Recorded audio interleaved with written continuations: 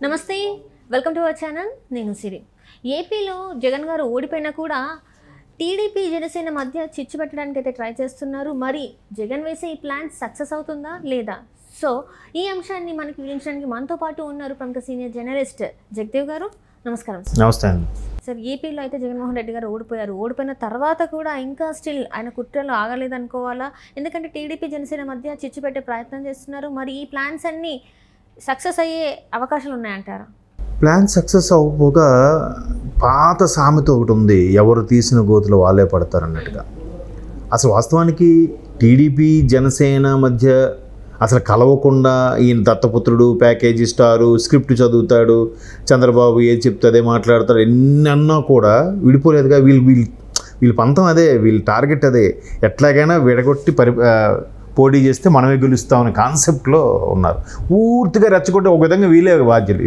చంద్రబాబు గారిని అరెస్ట్ చేయడం ప్లస్ అయిపోయింది అంతా ఒక్కసారిగా స్తబ్దుగా ఉన్న టీడీపీ శ్రేణులన్నీ హైలైట్ అయిపోయి పవన్ కళ్యాణ్ గారు జైలుకి వెళ్ళి ములాఖత్ అయ్యి వెంటనే వచ్చి ఆ స్టేట్మెంట్ ఇచ్చేశారు కలిసి పోటీ చేస్తున్నామని చెప్పి హ్యాపీయే కదా ఇప్పుడు వాళ్ళు ఏం ప్లాన్ చేశారు ఎట్లాగైనా ఎడమొహం పెడమొహంలా చేయాలి వీళ్ళిద్దరు కలిసి పోటీ చేస్తే మనకు రిస్క్ అని అనుకున్నారు ఇప్పుడు కూడా మరలా ఇట్లా చిచ్చు పెడుతున్నారు అన్నట్టు కూడా వార్తలు వస్తున్నాయి అంటే వాళ్ళ మనుషులతోనే చేపించి అటు జనసేన చేపించారు అని చెప్పి టీడీపీ చేపించిందని చెప్పి జనసేన వాళ్ళకి కూడా చేస్తున్నారు అన్నట్టుగా ఒక వార్తలు అయితే వినిపిస్తున్నాయి అంటే మళ్ళీ ఇక్కడ ఏమవుద్ది ఎక్కడైతే టీడీపీ జనసేన ఒకవేళ పదవుల గురించి ఇబ్బంది పడవలసి వస్తుందేమో పెప్పి పాపం వాళ్ళే ముందు లైన్ క్లియర్ చేస్తున్నారేమో నాకు తెలిసి అంతే కదా మాకు పదవి ఇవ్వలేదు మాకు ఈ సీట్ ఇవ్వలేదు అని మాకు గెలిచిన తర్వాత తెచ్చి చూద్దాం అనుకున్నాను మీరు మాకు పట్టించుకోవట్లేదు అనే అపోహలు లేకుండా పాపం వీళ్ళే లైన్ క్లియర్ చేస్తున్నారేమో అనిపిస్తుంది దాని బెస్ట్ ఎగ్జాంపుల్ వర్మ గారి మీద అటాక్ చేయించారు వర్మ గారి మీద ఎవరు అటాక్ చేస్తారు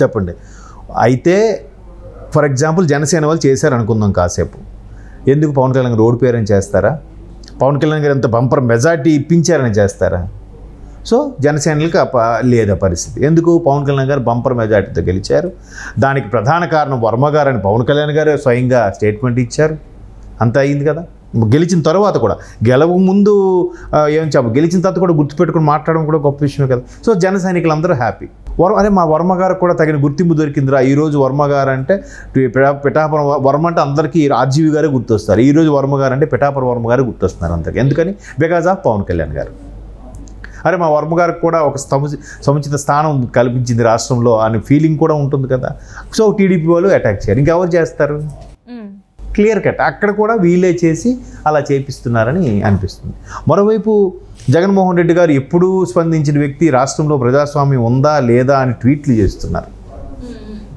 నాకు పర్టికులర్గా ఏమీ లేదు నాకు ఫోన్ నెంబర్ కూడా లేదు అనుకున్న వ్యక్తి ఈరోజు ట్వీట్లు చేస్తున్నారు అవి ఇవి చెప్తున్నారు దానికి తగ్గట్టు మాజీ మంత్రులు కూడా ప్రస్తుతానికి రాష్ట్రంలో అసలు పోలీసులు ఉన్నారా లేరా వీళ్ళు అసలు ఉద్యోగం చేస్తున్నారా వీళ్ళకి అసలు సిగ్గుందా ఉద్యోగం జీతాలు తీసుకొని పనులన్నీ చేస్తున్నారు కాబట్టి వీళ్ళకి అసలు సిగ్గుందా అని కూడా ఇందాక ఎవరో మాజీ మంత్రి మాట్లాడుతుంటే చూశాను దేవాలయాలు కొల్లగొడితేనే దేవుడికి పోతే నష్టమే ఉంది మీకేమైంది దేవుడు ఏమైనా మీకేమైనా అడిగాడా మీకు వచ్చి చెప్పుకున్నాడా అని ఎటకారంగా ఒక హిందూ అయి ఉండి ఎటకారంగా అలా మాట్లాడిన మాజీ మంత్రి ఇప్పుడు లా అండ్ ఆర్డర్ పోలీసులు ఇవన్నీ గుర్తొస్తున్నాయా ఇంకో ఆయన అంటాడు అసలు మేము ఓడిపోవడానికి కారణాలు ఏంటి ఇప్పటికీ మాకు అర్థం కావట్లేదు అసలు లా అండ్ ఆర్డర్ ఉందా లేదా ఇంత చెలరైపోతున్నారేంటి అని అంటాడు ఇంకో ఆయన అయితే దీనికి అంతటి కారణం కూడా అందరికీ కనబడుతూనే ఉంది అంటే ఒకటి మా టైం వచ్చిందిరా అన్నట్టుగా వీళ్ళకి ఉంది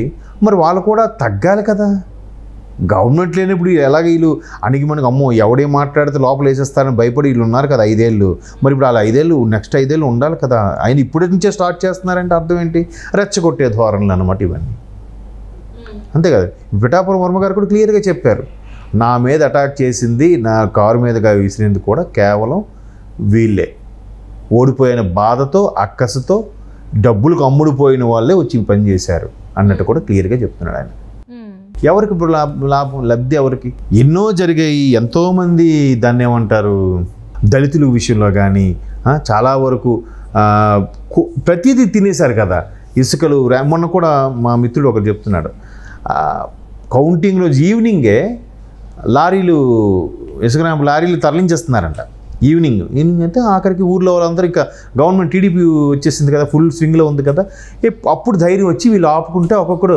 వేలు చూపించారట ఇలాగా డ్రైవర్లు, తీసుకెళ్ళే డ్రైవర్లు వేలు చూపిస్తే ఇంకెవరికైనా కోపం రాదమ్మా? వెంటనే వాళ్ళు మళ్ళీ కంప్లైంట్ చెత్త కొట్టేశారట ఊరాళ్ళందరూ కలిసి ఆ డ్రైవర్ని, 10 లారీ డ్రైవర్ని మమ్మల్ని అటాక్ చేశారని తిరిగి వెళ్ళి పోలీస్ కంప్లైంట్ ఇచ్చారంట. పోలీసులు ఏం రెస్పాండ్ అవ్వాలి. ఎందుకు అవుతారమ్మా? ఎందుకు అవుతారు? ఎవరు కొట్టారు? ఎందుకు కొట్టారు? తీసుకెళ్తున్నాం. మరి మీరు మీకేమైనా ఉందా తీసుకెళ్ళడానికి? పోలీసులు అడిగారు, మీకు పర్మిషన్ ఉందా? మీ అధికారం మీ గవర్నమెంట్ ఉంది కాబట్టి మమ్మల్ని ఎవడేం అనడలే అనే ఉద్దేశంతో తీసుకెళ్లారు. ఇంకా కౌంటింగ్ రోజు కూడా ఎంత తెలిసినా కూడా మీరు సాయంత్రం వెచ్చలుడిగా తీసుకెళ్తే వాళ్ళకి ఇది రాదా? అందుకు పోలీసులు అడిగిన దానికి వాళ్ళ దగ్గర ఆన్సర్ లేదు, సైలెంట్గా మూసుకొని వెళ్ళిపోయారంట. అంటే ఇలాంటివి అడ్డుకుంటే అది దాడులు. చూసమ్మా, ఒకటి కాదు, ఇసుక నుంచి ఆకాశం వరకు అన్నీ చేపించేశారు. ఇప్పుడు వాళ్ళ నుంచి కొడాల నాన్నగారు, పేరు నాన్నగారు అసలు ఎంత చక్కగా ప్రెస్ మీట్ పెట్టి మరీ చెప్తున్నారు, అసలు పోలీసులు జీతాలు తీసుకుంటున్నారా, వీళ్ళకి అసలు ఇది ఉందా అని. ఏమనిపించదమ్మా? ఇంకా ప్రమాణ స్వీకారం కూడా అవ్వలేదు కదా. అవ్వకపోతే వీళ్ళది ఆపద్ధర్మ ప్రభుత్వమా? అంతేనా మీ ఉద్దేశం? ఆపద్ధర్మ ప్రభుత్వం ఉంది కాబట్టి మాదే అవ్వాలన్న ఫీలింగ్లో ఉన్నారు. అంతే కదా. ఇప్పుడు ఏంటంటే ఇంకా రాజీనామా చేసి ఉన్నారు కాబట్టి ఎట్లా గవర్నర్ అడుగుతారు ఆపద్ధర్మ ముఖ్యమంత్రిగా ఉండండి అని చెప్పేసి. సో ఇవన్నీ ఈ కొద్ది స్పేస్ని కూడా వాళ్ళు యూజ్ చేసుకోవాలని వాళ్ళు ఫిక్స్ అయిపోయినట్టు, యూజ్ చేసుకున్నట్టు అనిపించట్లేదమ్మా నాకేంటే. వీళ్ళు ఏంటి అసలు ఎట్లా అటు ఈవీఎంలో ఒక పాము దూరింది జనాలను కాపాడడానికే, ఎవడని కొట్టేస్తే వాడిని టచ్ చేసి ముద్దులాడాడు అందుకే కొట్టాడు, మీరు కొట్టాడు అంటున్నారు. ఇట్లాంటివన్నీ జైల్లో ఉంటే చేమలు దోమలు కొట్టకపోతే రంభా ఓరసీలు వచ్చి కొడతారా? ఏంటా మాటలు? మరి ఇప్పుడు ఎందుకు అంత వ్యంగ్యంగా వెటకారంగా ఇప్పుడు ఎందుకు మాటలు రావట్లేదు? ఇప్పుడు పద్ధతిగా పోలీసుల గురించి ఎందుకు మాటలు వస్తున్నాయి? ఇప్పుడు ఇంతకుముందు కూడా ఒక రాజమండ్రి లోకల్ లీడర్, కూటమికి సంబంధించిన లీడర్ అదే అన్నాడు, మీరు కవ్వింపే చర్యలు చేస్తున్నారు, ఇప్పుడు జరిగిన దాడులన్నిటికి కూడా గతంలో మీరు బిహేవ్ చేసిన దానికి దీని ప్రతీకారం అనుకోండి, ఇంకేమైనా అనుకోండి, బట్ ఇలాగే ఉంటుంది అని చెప్పి ఆ నాయకుడు క్లియర్గా చెప్తున్నాడు. పెద్ద తరం వాళ్ళు పెద్ద చంద్రబాబు గారు అలాగే పవన్ కళ్యాణ్ గారు ఊరుకోవచ్చేమో, లేదంటే బడా నేతలు సర్లే ఎందుకు లేరా ఊరుకోండి అని అనొచ్చేమో, కానీ కుర్రోలు మేము ఆగేదే లేదు. ఒకటా రెండా ఎంత టార్చర్ పెట్టారు, ఎన్ని ఇబ్బందులు గురి చేశారు.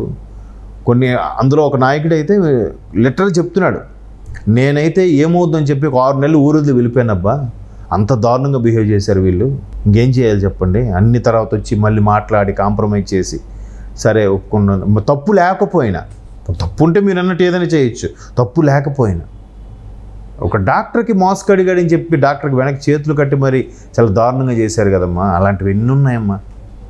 ఒక మెయిన్ ఆ కుటుంబ సభ్యుల్లో ఉన్న ఒక వ్యక్తికే, మాజీ మంత్రికే చంపేశారు కదమ్మా. ఎవరు చంపారో తెలియదు. మరి వాళ్ళ పరిస్థితి అలాగుంటే అప్పుడు మరి లాండ్ ఆర్డర్ లేదా?